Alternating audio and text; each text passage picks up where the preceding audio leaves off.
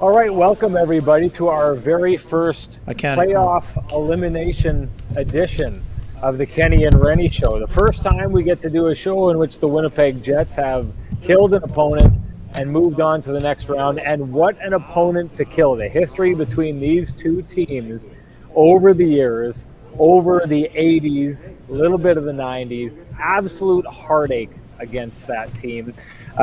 So it's interesting. People of a certain vintage, and it's going to be people, I mean, I was fairly young back in the days when this kind of stuff was happening. Scott, I'm not sure that you would remember much of the history of the Winnipeg Jets and the Edmonton Oilers. I don't know how much of it you would have lived. I would have been a very young kid living that experience and seeing that happen time and time again in the playoffs. But there is definitely a certain vintage of Winnipeg Jets fan who is getting a lot of satisfaction out of this. The first ever time that they have beat the Edmonton Oilers in the Stanley Cup Finals, although we should always couch the fact that the Jets had success against the Oilers in the WHA days in the playoffs, and the Jets' first ever sweep in franchise history. But I want to talk about redemption first, guys, and tell me if any of these lines sounds like there's something familiar to you. Blake Wheeler is old. His career is starting to head on the decline. He can't do what he did before. Mark Scheifele can't hang with the stars in the game. He's not capable of putting his name amongst the players like Connor McDavid, Leon Draisaitl. Josh Morrissey has lost a step. There's a problem with Josh Morrissey. Josh Morrissey should be exposed to the Seattle Kraken in the offseason so the Jets can get out from underneath that long-term contract. Paul Maurice has lost the room. Paul Maurice doesn't have his players' respect anymore. His time up here is done. These are the stories we heard time and time and time again throughout this season, going down the stretch. Redemption, I think, has been achieved. We'll break each of these things down here as we go. But Ken, let's just start with you. What started out, or what stood out for you in this series in regards to the Winnipeg Jets flipping the script and surprising? I think all three of us, you had them winning, Ken, but you had them winning in 7 games. Scott and I both had them losing in 6. How'd they flip the script as shortly as you can do this, and we'll dig into it fully in a bit. Yeah, no problem there, Sean. Great. Thanks to everyone for joining us. Fun day at the arena. We appreciate you being here at 2:30 in the morning. Triple overtime, always fun to see a historical films moment, as Connor Hellebuyck would like to call it. I think the biggest reason that the Jets were able to sweep is Connor Hellebuyck. Second biggest reason is the commitment to team defense, which was also powered by the top line of the Winnipeg Jets, who kept Connor McDavid and Leon Draisaitl off the board in the first 2 games. You mentioned it. I mean, some folks saying that Mark Scheifele needed to put a stamp on this series. There's no doubt that the first-line center of the Winnipeg Jets put his fingerprints all over this Game 4, and he was rewarded for his work in the series with 2 big goals. You had vintage Blake Wheeler off the wall finding a seam pass to Mark Scheifele for a one-timer. Then you had Mark Scheifele scoring again. You have Kyle Connor delivering what is one of the biggest goals in Jets franchise history for the 2.0 version. Yes, it's a first-round game, but 3 consecutive overtime games, a triple overtime marathon, and an unreal play by Neil Pionk to strip the puck from Connor McDavid, who also turned the puck over on the tying goal in Game 3. And I'm not blaming Connor McDavid whatsoever. This is a guy who's been asked to play more than 30 minutes a night, hasn't got enough help from his team, and was trying to do a little bit too much, I think, in an area where the Jets were committed to not having those type of turnovers. McDavid, I'm not even going to call it a bad decision. It was just a great play by Neil Pionk. And you touched on Josh Morrissey. Just an absolutely outstanding series for Morrissey. He got better down the stretch. He found himself with his stabilizing force of a partner in Dylan DeMello, and he played his best hockey of the year when it mattered most against the top 2 players in the NHL. That's the toughest matchup in the National Hockey League, and Josh Morrissey flourished in it, as did the Jets' top line. This was a total team effort, but the star players of the Jets put their stamp all over this entire series. Scott, do you agree? Yeah, I mean, here's the thing. I mean, I get that Kenny had them in 7, but realistically, not very few people had them getting out of this series. Nobody in their right mind had them sweeping this series. And I mean, yeah, we can go run down the list of players that contributed to this. It's literally everybody, from Nate Thompson off the wall to get to Tucker Poolman, to get that goal and the Wheeler, that whole thing, from Josh Morrissey playing like he was playing back in 2017-18, 2018-19, those seasons. Man, I mean, for everybody, Mark Scheifele showing up in this game, and I've been critical of Mark Scheifele. What he did tonight was vintage Scheifele. I mean, just unreal. Just the shot. He was all over it. Connor Hellebuyck. I mean, we can talk for days about Connor Hellebuyck. Yeah, he only faced, I think it was 37 shots tonight. But still, I mean, making saves. This team came into this fearless. I mean, that's essentially what it came down to. They played a fearless game. They didn't care that they were the underdog. They didn't care that it was Connor McDavid or Leon Draisaitl. Blake Wheeler in the post game reminded me of my pick. I obviously didn't have them. I thought the Jets had a lot to prove coming into this series. And rightly so, given how their season ended. But man, did they? I mean, it was almost like they had this impossible task to do, and they went out and did it. Like Tom Cruise style and in the Mission Impossible movies, they went out and they figured a way to get it done.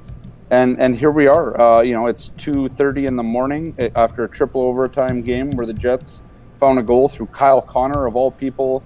One of their best goal scorers. At the end of a tired shift, and still finds a way past Mike Smith, who was incredible too in this series. But the Jets were just on the right side of the scoreline. Paul Maurice after the game called it a one-shot series. Every game came down to kind of essentially one shot. The Jets made it happen. They got it done, and they're moving on to face Montreal or Toronto, and well earned. Well, one shot, and that's Ken had talked about Connor Hellebuyck and him being the reason here.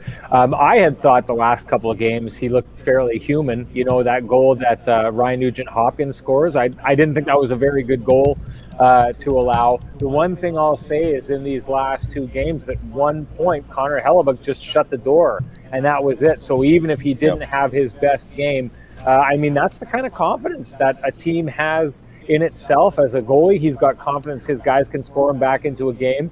And how much better would it be as a goaltender to have a team with that kind of possibility, right? Like that you can let in 4 goals in a game or 3 goals or whatever it is the last couple of games and still have the incentive to say, if I shut the door now, we still have a chance. And that's what he clearly believes. You can tell when he gets into his post-game breakdowns with the players.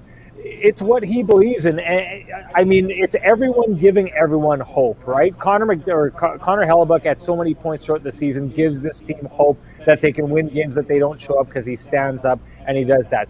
I go back to that game that he was pulled by his coach, and you could tell he was a little bit upset about it, right? Yeah. He didn't think he should have been pulled. He thought, it's this early. I've got plenty of time to make saves. There's enough time for us to get back in the game. He had every right to feel that way in retrospect, because look at what this team has done for him time and time again. But I want to get back to the first line, and Ken, what you heard from Paul Maurice in the idea of what they did. So you and I had talked in the last couple of pre-games, about why it took him so long to go to Lowry. I thought he had a really good explanation of it, and I think it really showed a lot about that first line. Here we are congratulating them on showing up offensively and scoring their way through a game to win that game. But really the fact that when they were asked to do something and stay away from the scoring, they did that and shut down Connor McDavid and Leon Draisaitl in the first couple of games. But then when they had the opportunity to start the scoring, they went and outscored those players as well. Yeah, incredibly impressive. And it's not like Paul Maurice asked them not to score, but the sacrifice is required in order to check against those guys and to have proper puck management so that you don't feed the transition game and allow an abundance of 2-on-1 rushes, which were absolutely critical in the Jets losing 7 of 9 during the regular season and losing the last 6 head-to-head meetings. I mean, we heard all about it, right? That line got outscored 10-2 at 5-on-5 during the regular season. Guess what? They didn't get outscored anywhere near that level in this series, and that says a lot about their willingness to complete that buy-in that the entire team was asked to do. We've said it from the very beginning. Blake Wheeler drove that line in this series, but Mark Scheifele came up big today on the offensive side and got rewarded for some of that hard work at both ends in the 3 zones. Kyle Connor wasn't as dangerous as we're used to seeing him, but guess what? When it mattered most, he comes up with the shot that beats Mike Smith, a guy who looked like he wasn't going to be beaten based on some of the saves that he made throughout the course of the game and overtime. So I think it was an incredible commitment from that line. Of course, all of the lines had to be committed, and we know that Adam Lowry's line did a great job in that role as well. But I know a lot of fans were asking, why are they going back to that Scheifele line? Are you kidding? I mean, McDavid is playing 30 or now today probably over 40 minutes. You can't play one line against them all the time. Yeah. You have to share the responsibility, and they relish the responsibility. A, to go head-to-head, but also B, to try to find the matchup manipulation against the third and fourth lines when they're not going head-to-head. So that takes a certain mentality. And here's the thing. If that line can go head-to-head, they didn't shut them out completely in the last 2 games. Of course, those guys got their points, but they did more than be even. They did a great job against them. If you can do it against McDavid and Draisaitl, you can do it head-to-head against Austin Matthews and Mitch Marner as well. And I think that Mark Scheifele embraced it. Although it didn't go well during the regular season, it would have been easy for him to say, you know what, I know what I said going into the season. You know, I'm not focused on that right now. He said, guess what? I'll welcome the challenge. And he did it again. He doubled down on welcoming the challenge, and then he went out and did something about it and won the series. Mark Scheifele's still playing hockey. Connor McDavid, as well as he played, especially in the last 3 games, is going home to an off-season of disappointment, which is something that's happened a lot to the Edmonton Oilers.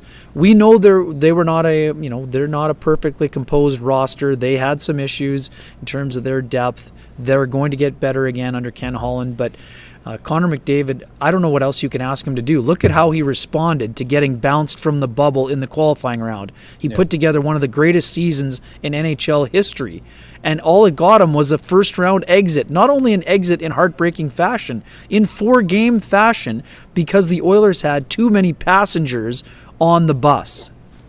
Scott, I didn't see the game on the TV because I was watching from the bowl, but I did see on Twitter some of the cuts of the reactions. So I'm just going to go through some of the stuff that I saw on the ice from the Oilers. There was one power play early in the game that they had, and I saw 3 different players, Tyson Barrie, Connor McDavid, and Leon Draisaitl, all slam their sticks at some point out of frustration there. Then we saw some of the shots on the bench, and I'm pretty sure you guys would have saw those in the broadcast up top.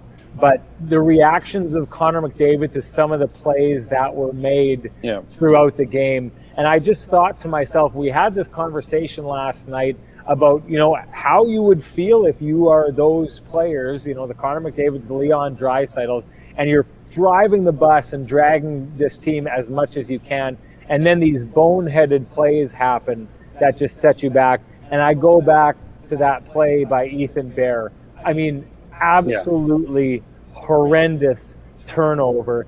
From what you saw from Connor McDavid, I mean, was there a thought in your mind that there was any cohesiveness left with this team when you see his reaction to those plays happening out there? Yeah, and I think that Connor McDavid is a very frustrated player. I think there was a little bit of cohesiveness left. I mean, you don't get to triple overtime without some. But at the same time, Connor McDavid wore his frustration almost in the same way that Alex Ovechkin was doing it during the Washington series. There just wasn't enough. There wasn't enough help for McDavid. I mean, you got to feel bad for a guy like Connor McDavid, who, that guy, he's a game changer, world class, the best player in the world at the moment. Can't get help. I mean, the only help that he had tonight was Darnell Nurse playing over an hour and Mike Smith standing on his head. Because if it's not those two, this is a blowout by the Jets. The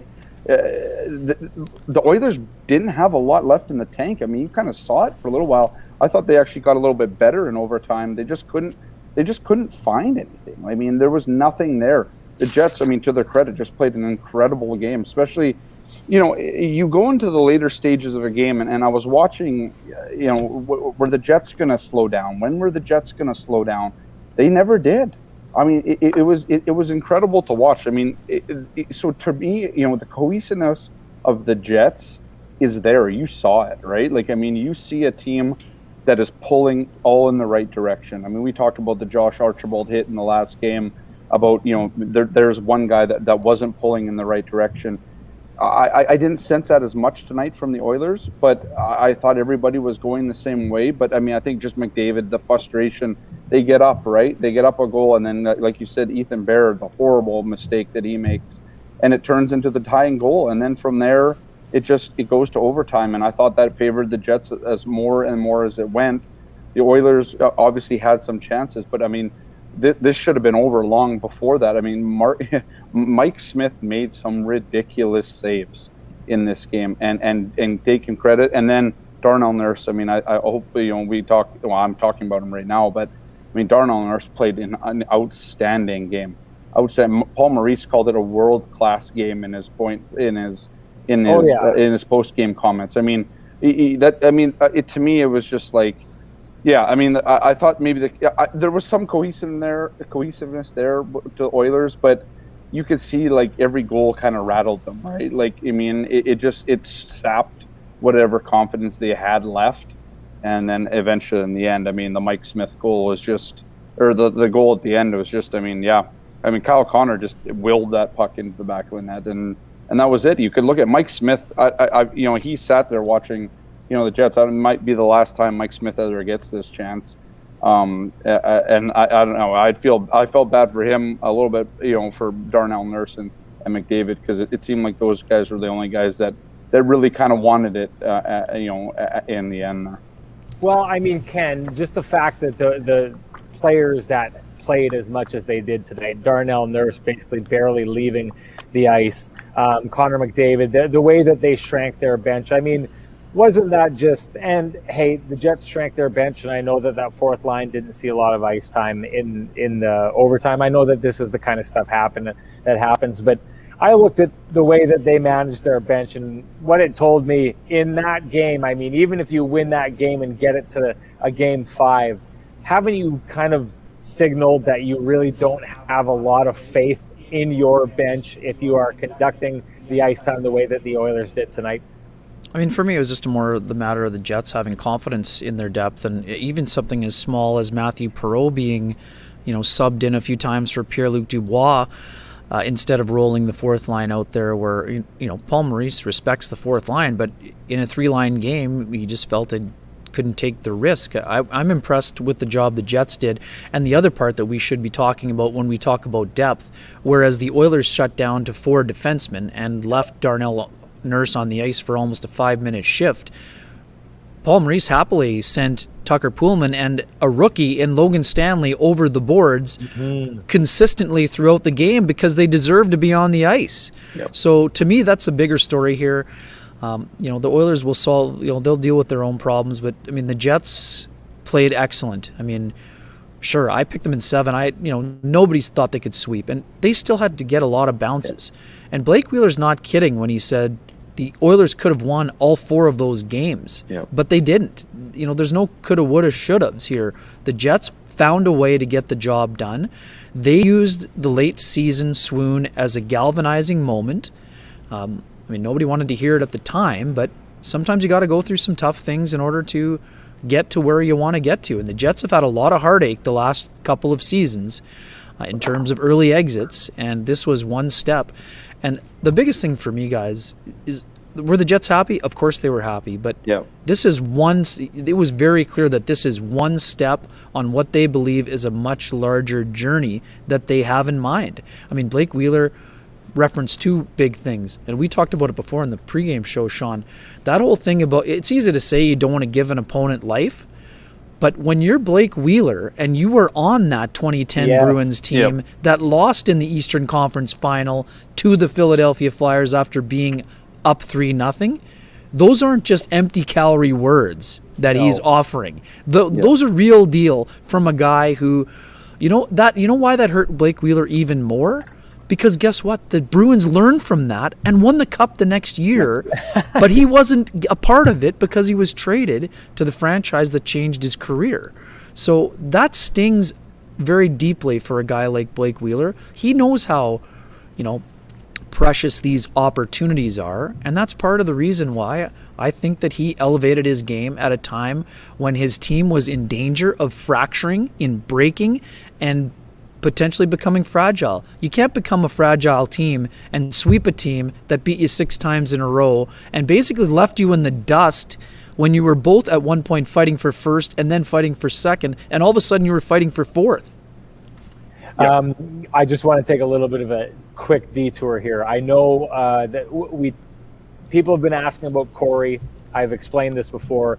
We pulled Corey out just because things were getting a little too heated, and it was just becoming too much about that. But I want to give Corey a response back. He sent me a text and a message for all the fans out here to just kind of put this thing to bed. Corey says, "Congratulations, Jets fans, on your first round win. The Jets playoff experience paid off big time. Congrats again.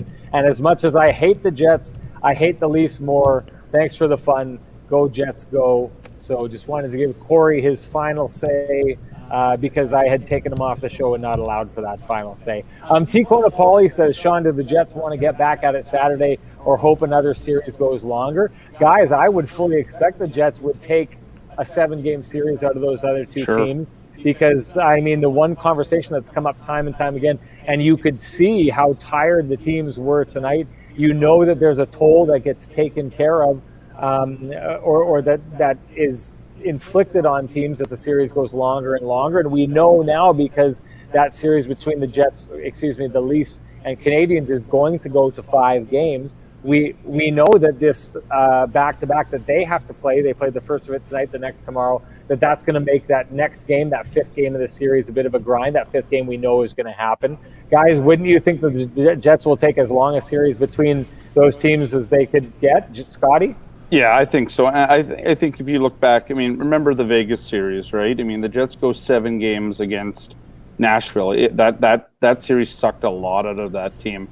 Yeah, sure, they come out and win game 1 of that series, but then they lose 4 straight. I mean, here's the thing. I mean, I think any time in the playoffs, you want to sweep a series. That's the goal.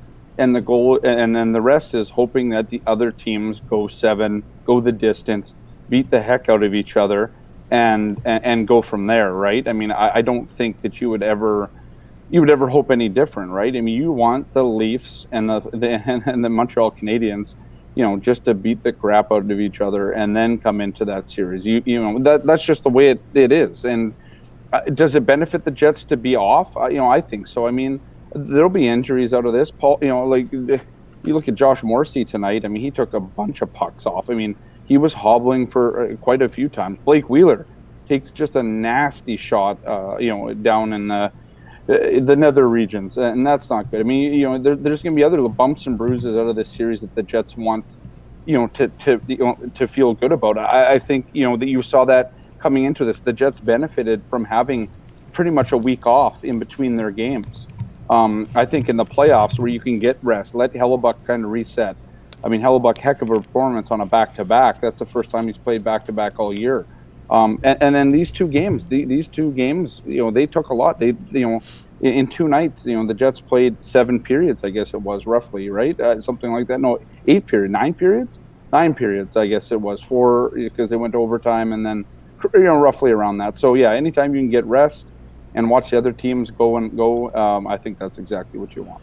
Yeah, one quick thing, though. You don't want to be off too long. The Jets have worked hard to get to this template. Sometimes a little bit too much rest can provide, not just necessarily rust. Of course, the recovery is the most important thing, and I think 2 players in particular will benefit. The players that entered the series late in Nikolai Ehlers and Pierre-Luc Dubois. Sure. I think, there's still, although we think it was a head injury for Dubois that kept him out of the first game, I think his legs are still kind of getting underneath him. And in terms of Ehlers, his wind was no problem, and you saw him getting involved physically. He took some bumps, so I think that's a good sign for him. Yeah. But to me, it's the fact that they played 3 overtime games in 9 periods in the last 2 days that had more to do with any type of issues that Nikolai Ehlers may have been having in terms of his lungs. This is a guy who's ready to go. That wasn't a concern for me. Did he look like himself? No, but nobody looks like themselves in the ninth period in the last 48 hours or whatever it ended up being. So those two guys will benefit from the, again, and everyone has bumps and I think bruises. some Scotty, of the older touched on. guys too, right? Like Wheeler Sure. and stuff like that. Like the guys that, because we've known in playoff series in past, I mean, Paul Maurice ran Wheeler and Scheifele and those guys really hard during the regular season. So there was questions. Did they gas out, late in the later rounds of the playoffs, even in the first round, 2018-19? So Sure. I think maybe here for some of the older horses here, it's also good to give them a little bit of rest. I mean, this will help for sure, I think. And especially because of how physically involved Paul Stastny was, Scott. That's something that both you and I have noticed upstairs. Just an awesome series for Paul Stastny overall. Sort of that, the guy who, Mr. Cohesion, the guy who keeps the line together. I really like the way that he played in this series in both ends of the ice. He was just absolutely fantastic. I wanted to handle all the redemption stories. I talked about it first. So let's talk about Paul Maurice, who coming into this series was a sitting duck, about to be gone. People were writing his obituary, getting ready to throw dirt on his grave. Blake Wheeler talked quite a bit about the game plan that he built. Let's talk about the game plan that he built, the buy-in he got from his players. Is this series victory, does Paul Maurice own more of it than maybe anyone else on this team? Ken? Paul Maurice deserves and his coaching staff deserve plenty of credit for the game plan that they were able to put together. Some people didn't believe they could put that together, but they were able to. But I talk about this all the time. When the folks were dumping on Maurice, we understand why, but the coaches found a way out of the hole. That tells you more about the scenario than anything else. Yeah. I mean, the same way the coaches deserve credit for a team going 40-plus games without losing consecutive games in regulation more than one time. They had to look for solutions. They found solutions, but solutions don't matter unless you have the buy-in. So the Jets did a great job in terms of coaching. The players did an excellent job in terms of execution, and those things kind of melded as one. But that's the biggest. When you find your way out of that type of an abyss, you don't do that unless you believe in the plan that is laid forward by the coaches. And Sean, you touched on it a lot. The reaction by Paul Stastny, the Winston Churchill, I mean, when Wheeler came out and said that's one of his best speeches ever, that was all the anti-Paul Maurice crowd needed to hear, even though they probably wanted to ignore it. So lots of credit to go around. The Jets deserved it, but this is also one step in their journey. And I think one of the things that Paul Maurice said after this game too, I think Sean, maybe you were asking about kind of line combos and matching and stuff like that, and he told you, I believe it was, about moving 81, 26, and 55 back together, and then, but he also, I think he caught himself during Game 3, and he told that to you, saying, okay, this is enough. Like, this is what they've been able to handle against Connor McDavid and Draisaitl, and now let's put Lowry out against them. And that's something, I don't know, like Paul Maurice, sometimes we criticize him for being stubborn. We criticize him for being kind of stuck in his ways, or maybe even waiting too long to make a change. If Paul Maurice is true in what he's saying, and he makes that change in Game 3 to kind of switch up the matchup, to give Lowry that again, and that goes ahead and works, I mean, that's a heck of a move by the coach, right? That's a guy who has figured out kind of where the limit is with his top line against McDavid, and realizing that they needed to go and go from that playing that defensive style of game to figuring out how to get it done on offense, which they did. And I mean, I think you saw that obviously in last night's overtime game, and I think especially tonight you saw Mark Scheifele taking full advantage of being able to play some offensive hockey again. I mean, I think you gotta give credit where it's due. I asked that question. I ask it because I think it. I think that this is a Paul Maurice series win. We saw where the Jets were. We saw how they were struggling. We saw him lay out the vision of this team, how they needed to play, convinced them to stop playing the way they were and start playing the way that he said they were going to succeed with. They bought in despite the fact that they weren't winning at first, but started doing what he asked of them.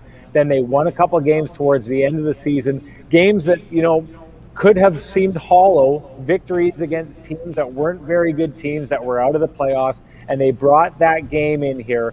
He put Kyle Connor, Mark Scheifele, and Blake Wheeler back together when a lot of people out there were screaming that it was a terrible, terrible idea to do that. People didn't want to see that group back together.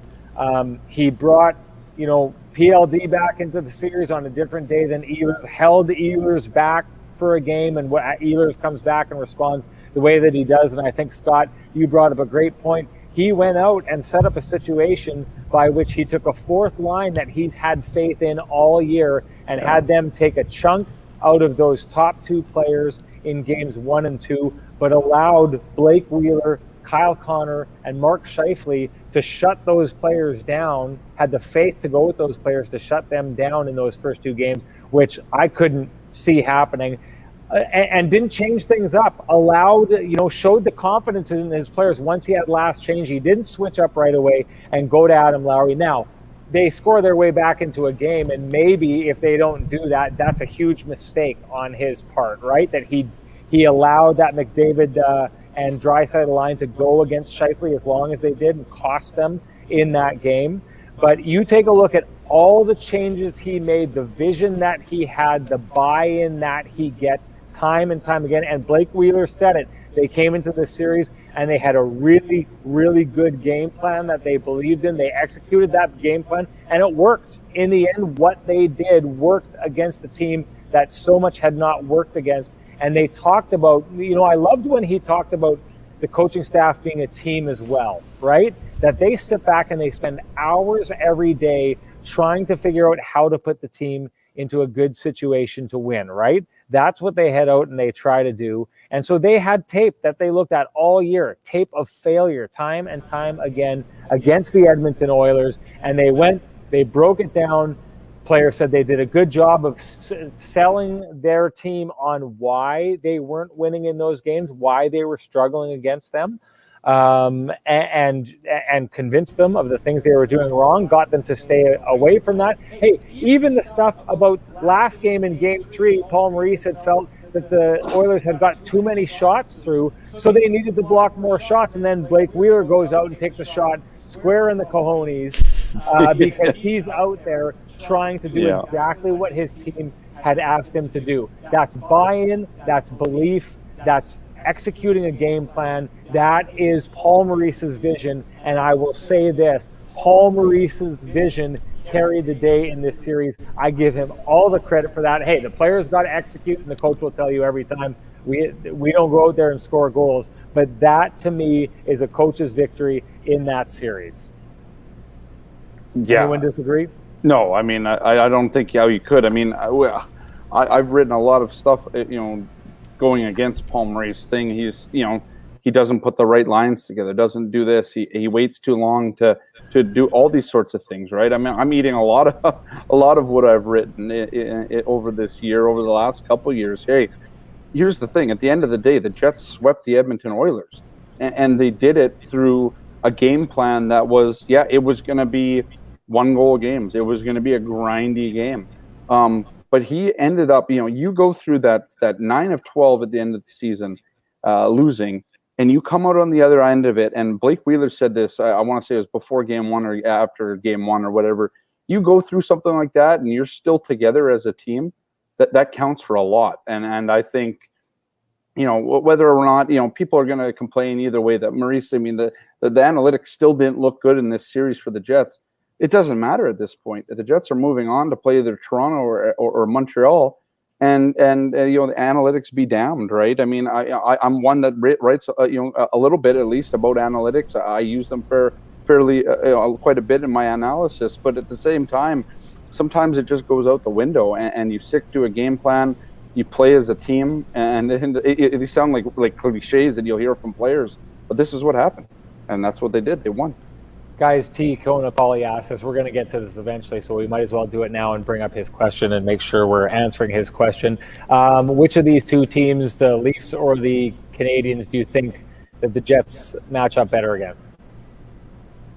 Ken, I'm going to start with Ken. Go for sure. Yeah, sorry, I'm having internet issues here to go along with the thing overall. Well, we can hear you. Oh, yeah, perfect. It's fine now, but that's why I had to pop out quickly, I guess. So, both are hard matchups. I mean, I understand the hypothetical game, but the Jets don't get to choose who they play. So for me, I think that the Leafs are a deeper team. I think that the Canadiens have, when Carey Price is at his peak, which it's always hard to know because of the year he's had. He had a late concussion. He's not the Carey Price that he was, but he can find that level. So I think Jack Campbell's been great at times, for sure. He does not have a very long sample size in terms of playoff performance. The Leafs have more dynamic players. Historically, the Canadiens have at times given the Jets a lot of difficulty in terms of their head-to-head games. If you eliminate the overtime games from the season series with Montreal could have easily won the series. Now, again, Montreal, their first 9 overtime games, and that was a factor in them finishing 4th and the Jets finishing 3rd. You don't hold that against the Jets, but there's no 3-on-3 overtime now. I think they both would be fantastic matchups, and I'm not just saying that to be on the fence. I think that both teams would give the Jets a great run. The Leafs are a more dynamic team. They're probably a deeper team. Some folks would argue that the Canadiens, when they're going well, have maybe a deeper defense core, which could give the Jets difficulty, but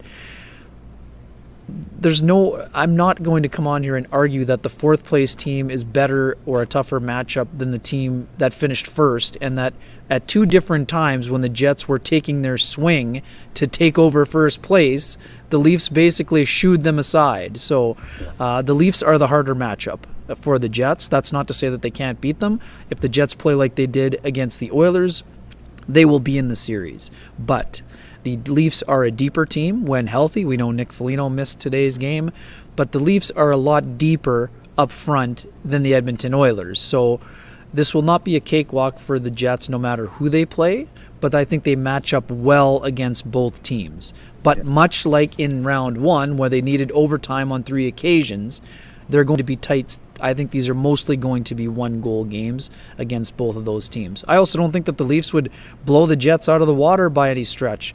These are 2 teams that measure themselves against each other pretty well during the year. Jets are 4-4-2 against the Leafs, so they match up fairly well. But that also means the Leafs won 6 of the 10 games. And they finished first. They would have the right to be the favorite. But as I said going into this round, even though Andrew Kopp didn't agree with the assessment, the great equalizer was once again Connor Hellebuyck. Now, Kopp used the word difference maker, and he was also right on that front. But to me, a lot of series come down to the best goalie. No matter who the Jets play in the second round, the Jets are going to have the best goalie. So to me, that means they'll match up well against either one of those teams. Yeah, I mean, to me, I think you want to take the scalp of Toronto. And here's the theory. The Jets, and Paul Maurice alluded to this a little bit the same. He after the game, he said, stylistically, this series would be a little more similar if you're playing against Toronto.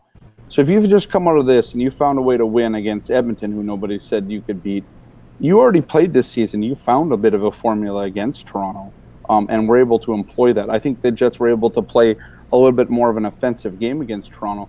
So if you can marry that defensive game that they learned, I would say learned how to play in this series with their offensive capabilities, I think the Jets have a good chance against Toronto.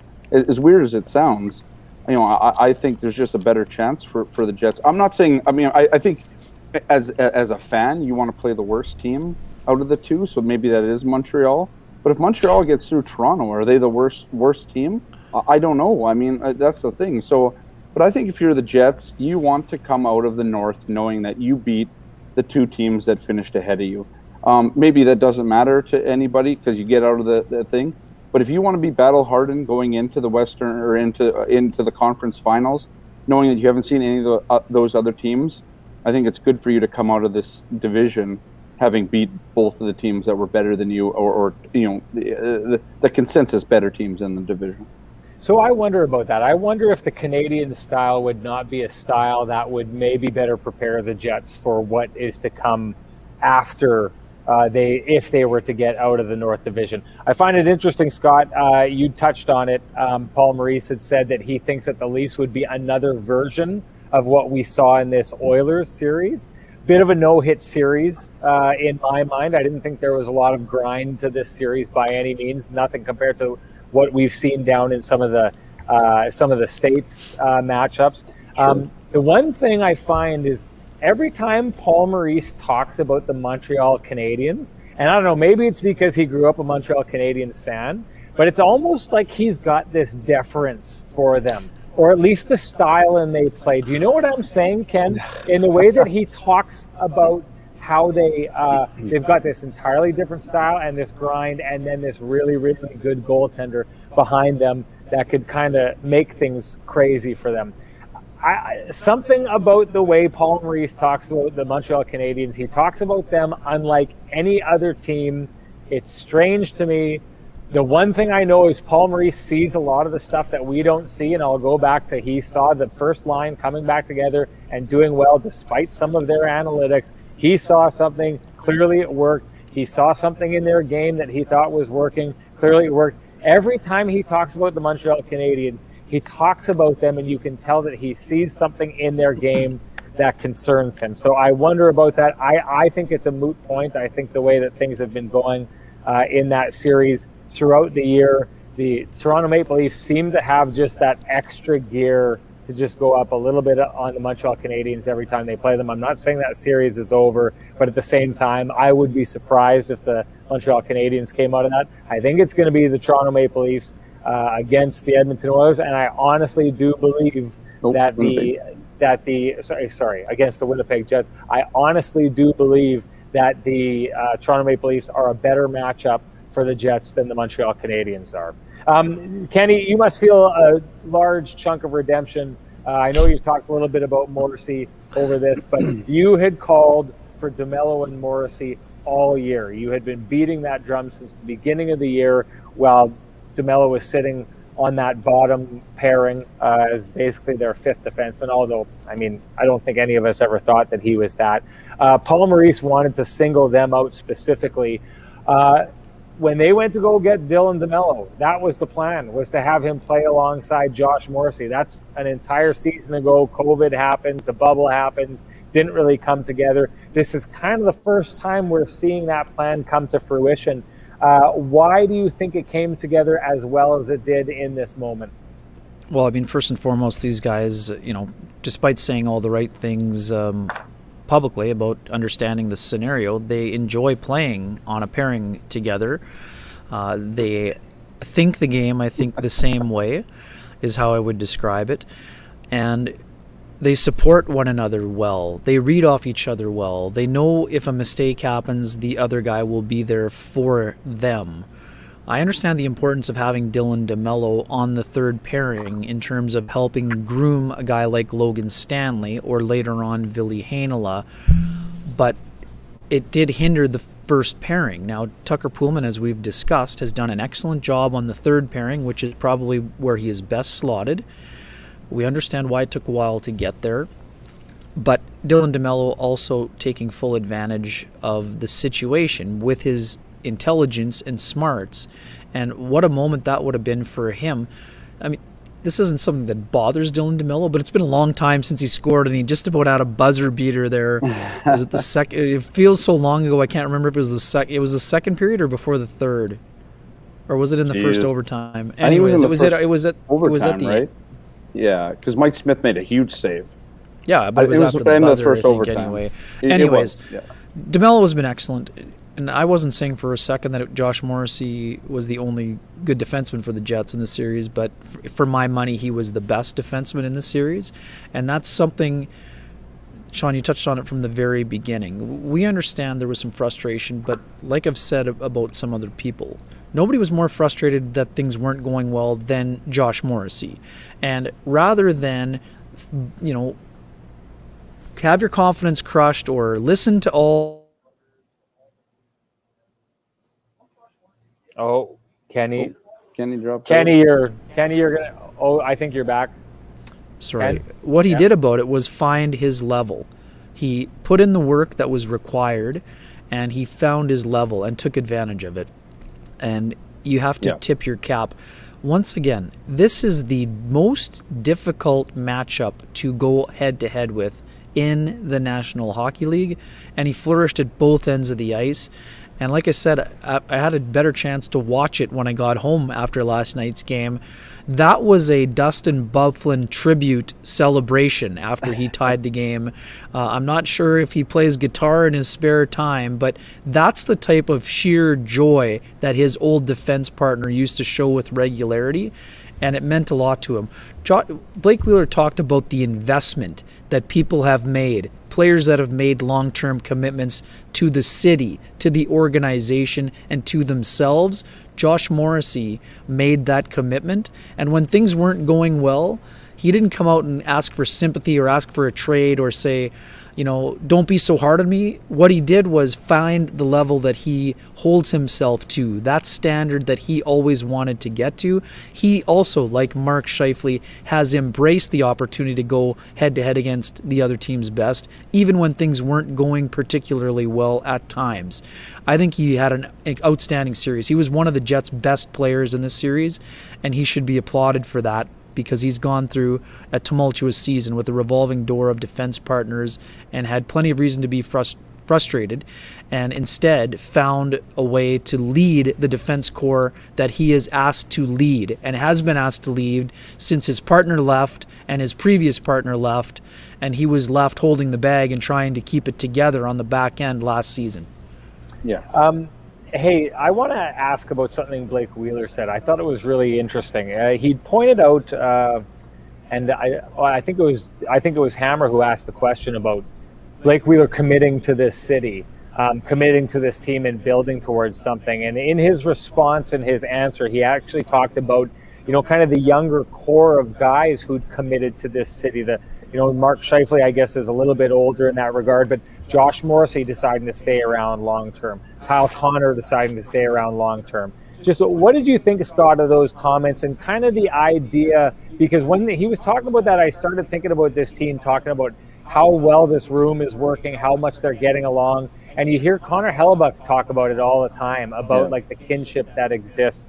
Just the idea of all these young players who have committed to this city, and the idea of them kind of fighting for each other and coming together.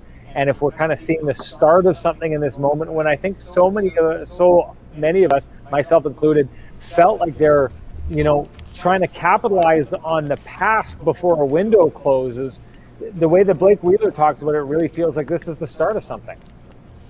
Yeah, I mean, I think, Wheeler touched on it too. I mean, there's just a maturity too. Like, I think this team, the core of this team, has still been through a lot, right? They've been through the, the highs, Ehlers, Scheifele, Wheeler, a bunch of these guys, Morrissey even, Hellebuyck too, in the Nashville series.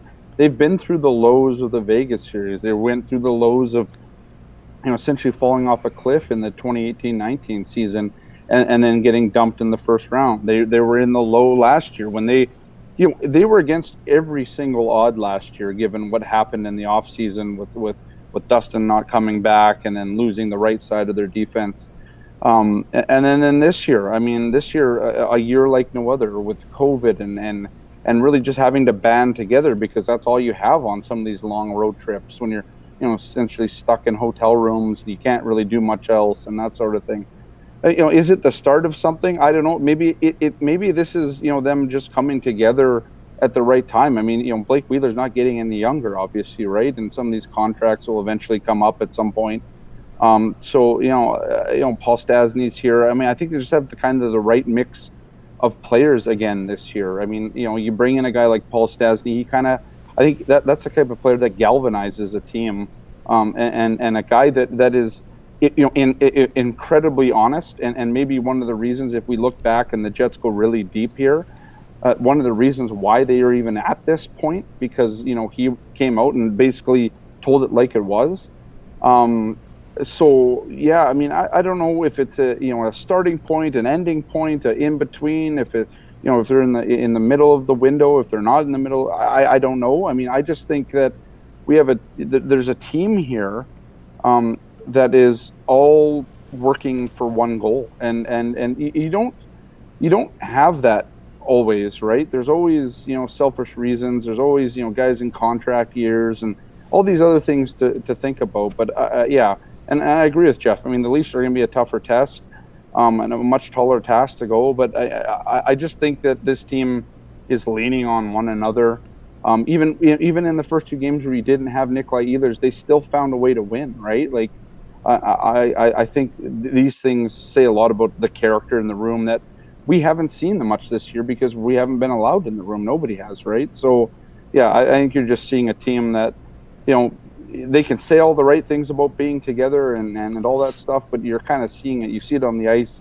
You see it in the way that they responded to the game plan that was set out. So, yeah, it's tough to answer that question like that, but I think they're in a good spot right now. I think is probably the best thing that you can say. Ken, we thought it was a really big moment when the Jets re-signed Adam Lowry. This is exactly along the lines of what we're talking about. A player like Adam Lowry who chose, we both think, far less money to stay in this market and stay on this team. And he talked about how much he believed in this team. What do you think that says about the team, and how much of an effect do you think that had on what we're seeing here right now and bringing this team together? Well, it's certainly an important moment because we know there are other contracts upcoming for the Winnipeg Jets, important contracts that they would like to get signed with other core pieces like Andrew Kopp, who will be a restricted free agent, and Neil Pionk, who also is excellent. I'm not ignoring the play of Neil Pionk. I think that Pionk had a very solid series, and he made one of the most important plays of the series, knocking the puck off the stick of Connor McDavid to create the play for Kyle Connor at the end of a long shift where he found another gear and made a perfect shot. I'm not knocking Neil Pionk, but Neil Pionk also was the guy who was beaten by Ryan Nugent-Hopkins on the goal. That happens when you go against talented players and when you play as many minutes as Neil Pionk does. Yeah. Neil Pionk still had an excellent series. He's had an excellent year. At the times when the top pairing had its difficulties, Neil Pionk was anchoring what essentially became the top pairing. So he's had a great year, but I disagree. I think that Morrissey was the best defenseman for the Jets in this series. It was close, but I think Morrissey was the best defenseman. And, being with Dylan DeMello certainly helped his cause. But, sorry, regardless, I got a little bit off track there. But it was an impressive job by the Jets all around, Sean. But it's interesting. The commitment is interesting because there are a couple people here that have taken probably contracts that were under league value at the time. That goes back to Dustin Byfuglien. Dustin Byfuglien, people said it at the time, maybe that's a lot of money. Well, if Dustin Byfuglien had gone to unrestricted free agency, he would have made more money and probably had more than the 5-year term that he signed for. Now, sure, we understand he didn't finish the term, but at the place where he was at, he could have had more money. Mark Scheifele's contract is a value contract. There's no question about that.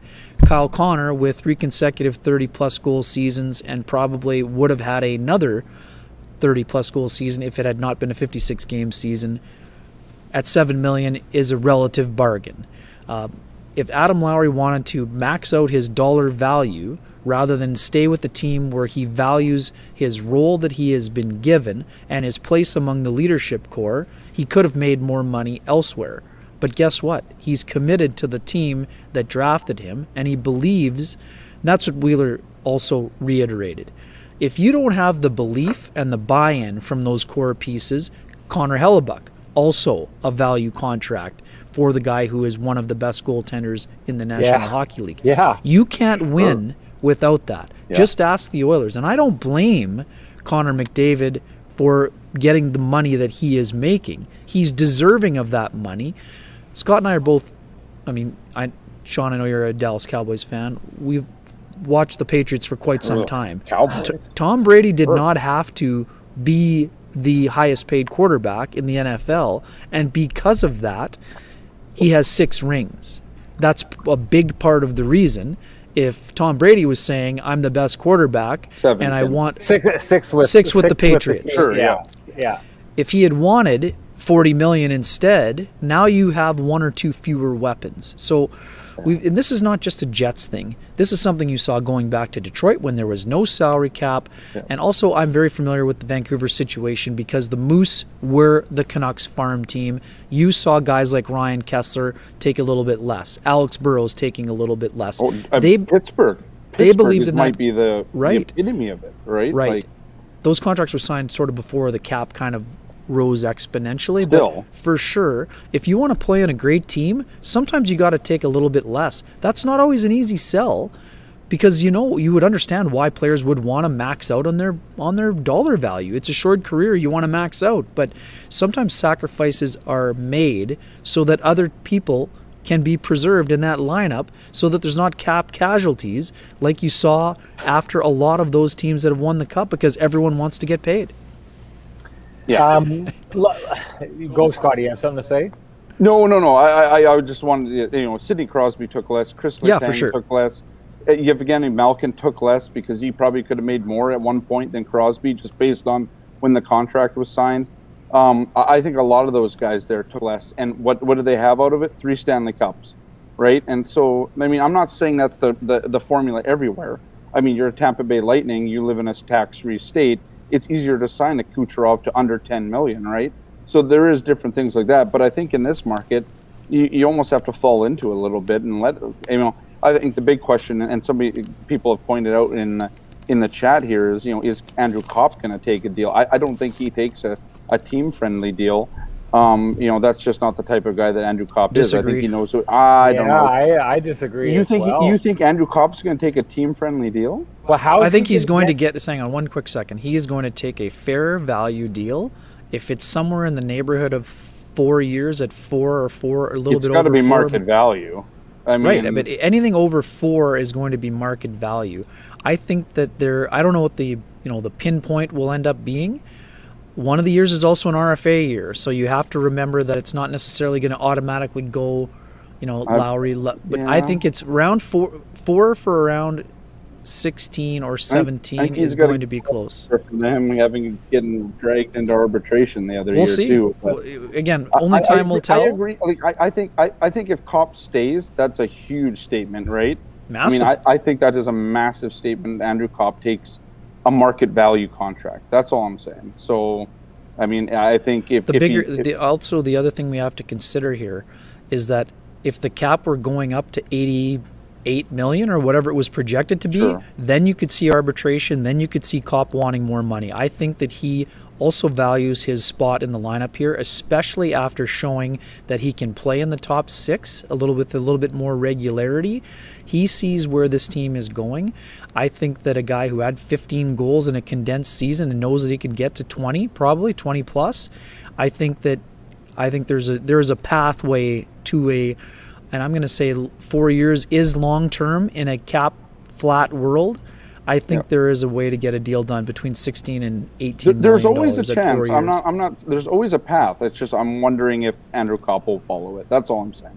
Well, I just wonder how the Lowry. This is a good point here. I wonder how the Lowry deal sets this up. Ken, you and I talked about this when it happened. Like, you got to think that Andrew Kopp, who clearly was upset with how things went in his arbitration, right? Which means the guy wants more money. It's as simple as that, right? Guy wants more money than what he's getting. He's felt that his value has been depressed, and it has. So here's a guy who not only feels he's not getting the right amount of money, he's felt he hasn't got what he's worth for a long time.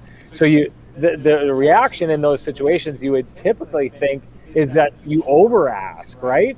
You want to get paid for the money that you've lost, for the services that you've rendered for this team, that the team, and that's kind of how unrestricted free agency works, isn't it? Basically, you get overpaid for getting underpaid for so long. And so you would think that when that happened and Adam Lowry clearly took a team-friendly deal. I mean, again, I think Adam Lowry left at least $1.25 million a year on the table. And I just thought right off the bat, if I'm Andrew Kopp and I see him do that, and you're thinking, that's the centerman that I play beside, and maybe I've got more points, and maybe that's enough to get me into a different spot. But when you're looking at your centerman and you're a guy who wanted to be a centerman and your team doesn't use you in that role, I think it's a tough slog for him. Everyone always brings up Kurt Overhart in this situation. I think that's overblown just because everyone thinks that that's the problem that created between the Winnipeg Jets and Trouba. I think Trouba wanted out regardless, and his agent was just acting on his behalf. But does Overhart being his agent make it any less likely that he takes a team-friendly deal, or more likely that his ask is too high or too rich for the Jets?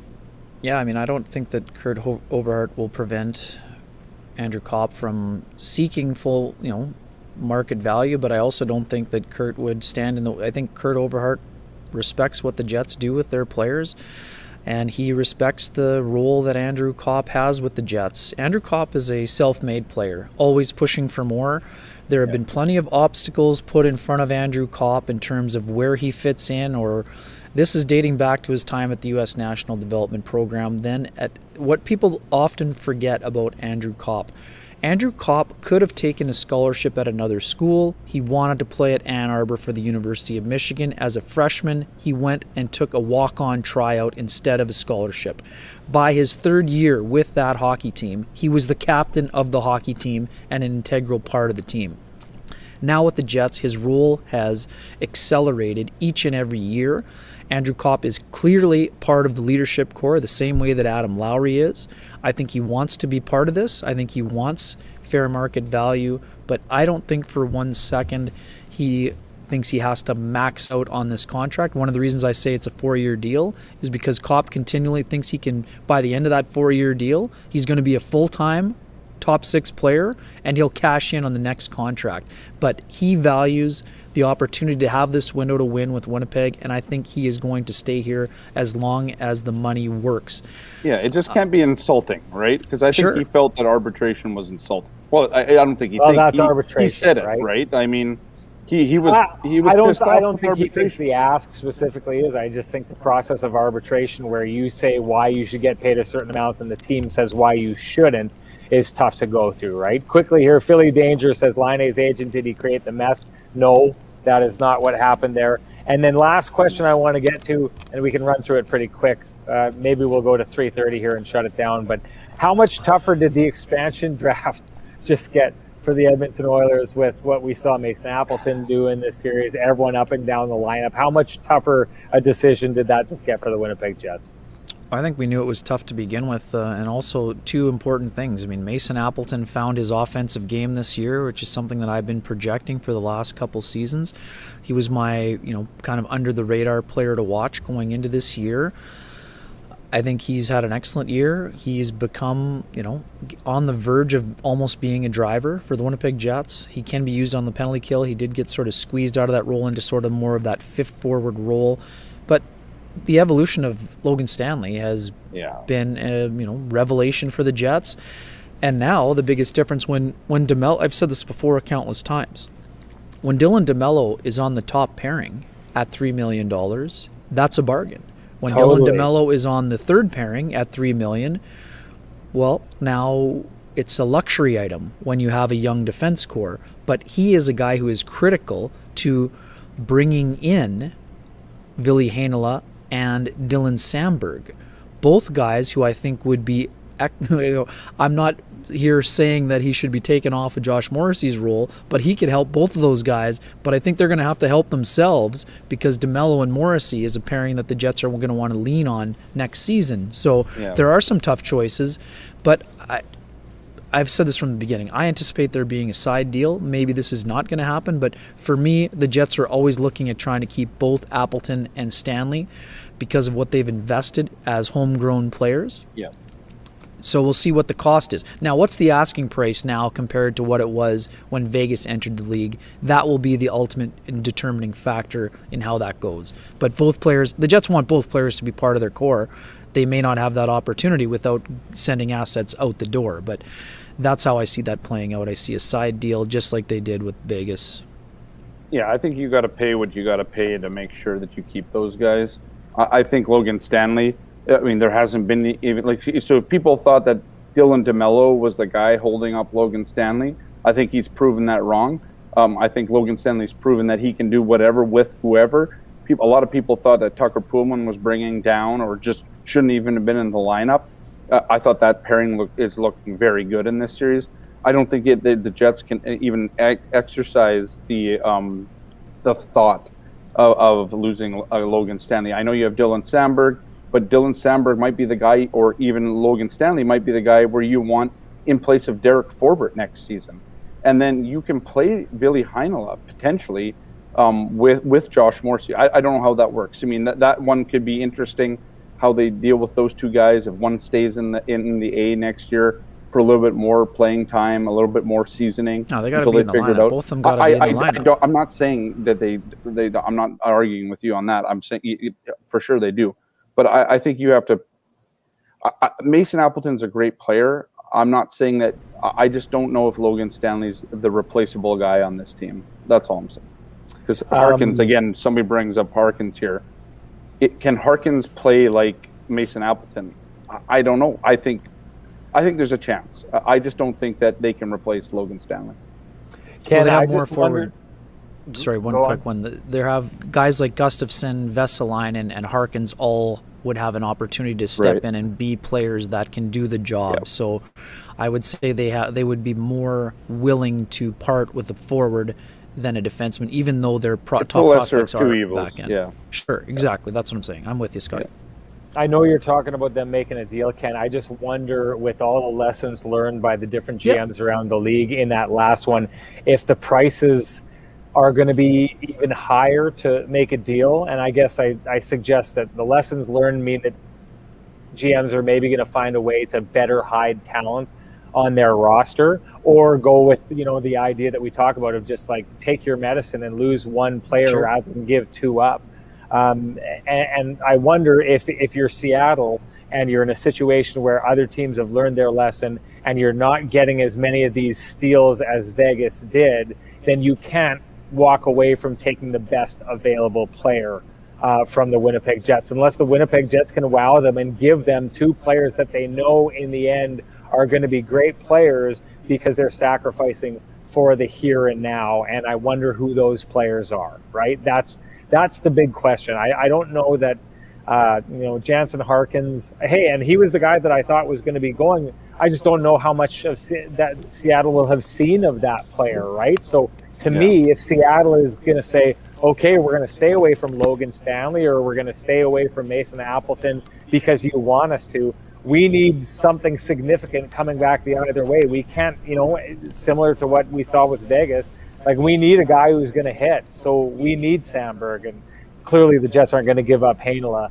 I wonder if the deal to be made like they did last time is there, because most teams got burnt by making those deals. The Jets got away with it, but I think they got away with it because the one player, but Enstrom was only going to give you a year, right? So it was okay for them to say, we'd rather move up in the draft and think we could get a better guy, and they did. They got Nick Suzuki, and then they used him to go out and get Max Pacioretty.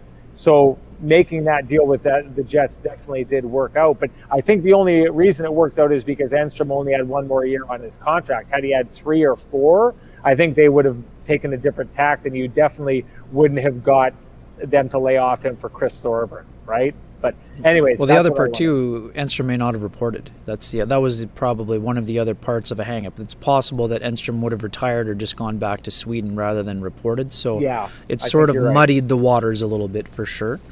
Yeah, we'll have lots of time to talk about expansion in July, though. I understand why folks are fired up about it, but I think we'll have a little more hockey to talk about before we get to sink our teeth into expansion. For sure. So let's shut her down here. Man, oh man, 230 people. We were just at 250 at 3:33 in the morning after an hour of the show. Hey, only 6:30 in p.m. in Australia, Paul says.